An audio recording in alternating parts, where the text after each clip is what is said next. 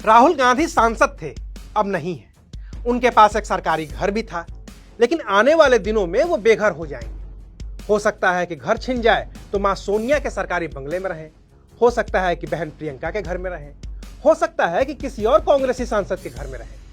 लेकिन जिस नेहरू गांधी परिवार के पास कभी कोठी नहीं बल्कि कोठियां हुआ करती थीं, उसी परिवार के वारिस राहुल गांधी के पास अपना घर क्यों नहीं है?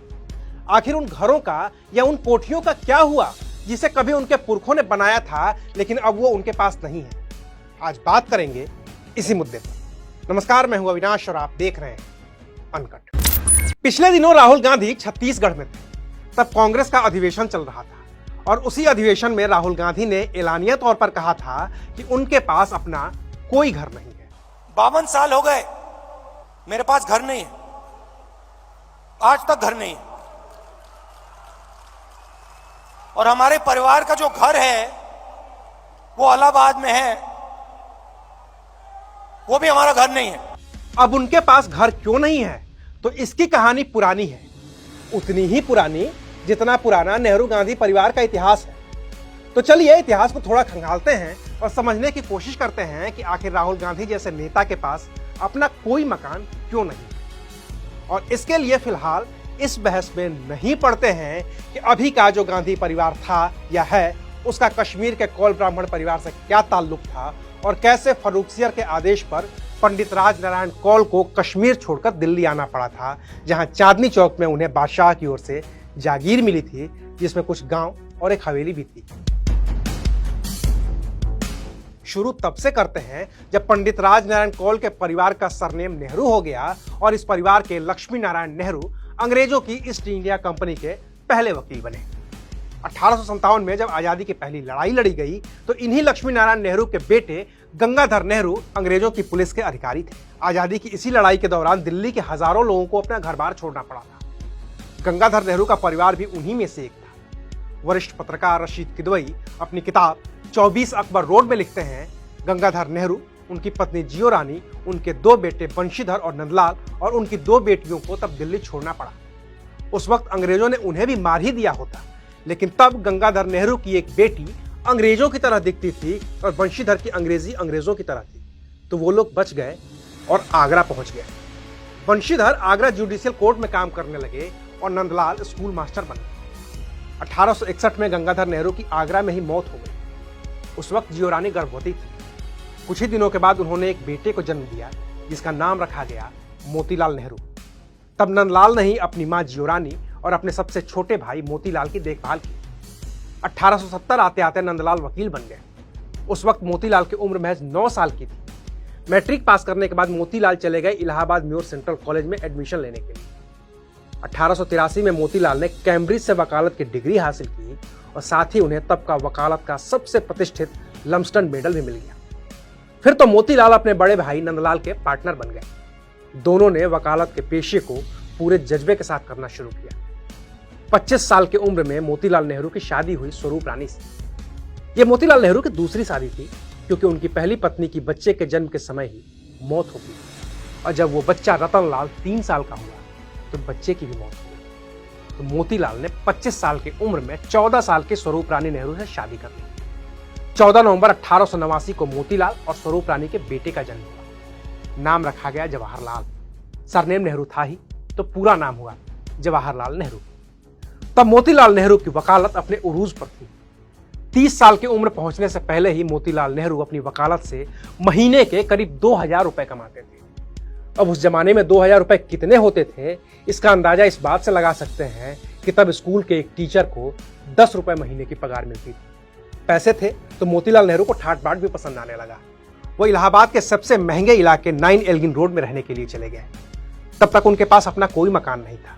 साल 1900 में जब जवाहरलाल नेहरू की उम्र 11 साल की थी तो उसी साल करीब 19,000 रुपए में मोतीलाल नेहरू ने एक चर्च रोड पर बहुत बड़ा आलीशान मकान खरीदा। अब ये कितना आलीशान था, इसका अंदाजा इस बात से लगा सकते हैं कि उस घर में लॉन था, फलों के बागीचे थे और स्विमिंग पूल तक था। घर के रिनोवेशन के लिए मोतीलाल नेहरू ने यूरोप और चीन के दौरे किए। वहां से फर्नीचर और घर के दूसरे साजो सामान ला लाकर घर में लगवाया। उस वक्त उस घर के टॉयलेट में फ्लश लगे थे, जो इलाहाबाद में ऐसा करने वाला पहला घर था। उस घर का नाम रखा गया आनंद भवन। वरिष्ठ पत्रकार रशीद किदवई अपनी किताब 24 अकबर रोड में लिखते हैं, इस घर को खरीदने के करीब 30 साल बाद 1930 में मोतीलाल नेहरू ने एक और घर बनवाया। ये घर पुराने वाले घर के ही पास था।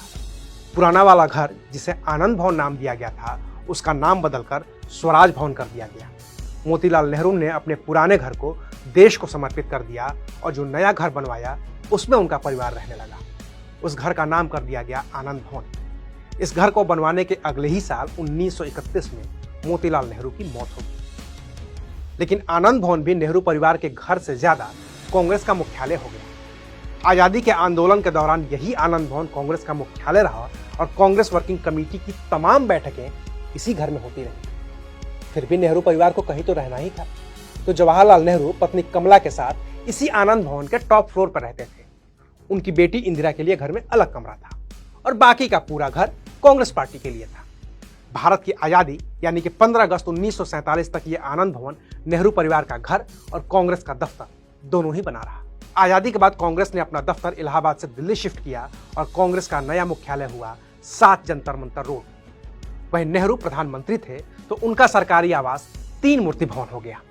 उनके निधन के बाद इसे भी स्मारक में तब्दील कर दिया गया। वहीं नेहरू ने अपने पैतृक घर यानी कि इलाहाबाद वाले आनंद भवन को आधिकारिक तौर पर तो किसी को नहीं दिया था, लेकिन जब इंदिरा गांधी प्रधानमंत्री बन गई तो 1969 में उन्होंने इलाहाबाद वाले आनंद भवन को देश को समर्पित कर दिया। अब ये आनंद भवन राष्ट्रीय स्मारक है, जहां नेहरू परिवार के साथ ही कांग्रेस की समृद्ध विरासत को सहेज कर रखा गया है। ये दोनों ही घर यानी कि स्वराज भवन और आनंद भवन मोतीलाल नेहरू के खरीदे हुए थे, उनके बनवाए हुए थे। उनके बाद जवाहरलाल नेहरू ने अपने या अपने परिवार के लिए कोई घर नहीं खरीदा। नेहरू के बाद इंदिरा भी प्रधानमंत्री रही, लेकिन उन्होंने भी अपने लिए कोई घर नहीं खरीदा। इसी वजह से जब इंदिरा गांधी 1977 का लोकसभा चुनाव हार गईं, तो उन्हें एक सफदरजंग रोड छोड़कर 12 विलिंगटन क्रिसेंट में कुछ दिनों के लिए रहना पड़ा। हालांकि तब इंदिरा गांधी के पति फिरोज गांधी ने दिल्ली के महरौली में एक छोटा सा प्लॉट खरीद रखा था, लेकिन उस पर अधूरा ही मकान बना था। मोरारजी देसाई जब प्रधानमंत्री बने और चौधरी चरण सिंह गृह मंत्री, तो उस अधूरे मकान की तलाशी के लिए उसे भी गिरा दिया गया और मेटल डिटेक्टर लगाकर उसकी जांच की गई। हालांकि 1980 में जब इंदिरा गांधी फिर से प्रधानमंत्री बन गई, तो वो फिर से एक सफदरजंग रोड रहने चली गई। 1984 में जब इंदिरा गांधी की भी हत्या हो गई, तो उस घर को भी स्मारक में तब्दील कर दिया गया। फिर तो प्रधानमंत्री रहे राजीव गांधी, या फिर कांग्रेस की अध्यक्ष रही सोनिया गांधी, और बाद में कांग्रेस के अध्यक्ष रहे राहुल गांधी भी अपने परिवार के लिए कोई घर नहीं खरीद पाए। नतीजा ये है कि सांसदी जाने के बाद राहुल गांधी के सामने सबसे बड़ा सवाल यही है कि वो रहेंगे कहाँ। सोनिया गांधी का जैसा स्वास्थ्य है और जिस तरह से इशारों में पिछले दिनों उन्होंने अपनी राजनीतिक पारी का जिक्र किया है, उससे माना जा रहा है कि आने वाले दिनों में सोनिया गांधी भी सक्रिय राजनीति से दूर हो जाएंगी और तब शायद उनके पास भी कोई सरकारी बंगला नहीं होगा। और अगर उनके पास कोई सरकारी बंगला नहीं होगा, तो आज की तारीख में गांधी परिवार के पास अपना कोई निजी बंगला या मकान नहीं है जिसमें वो रह सके। तो ये थी कहानी नेहरू गांधी परिवार के खानदानी बंगलों की, जो है तो आज भी, लेकिन उन पर मालिकाना हक गांधी परिवार का ना होकर देश का है। आज के लिए शुक्रिया। आप देख रहे थे अनकट।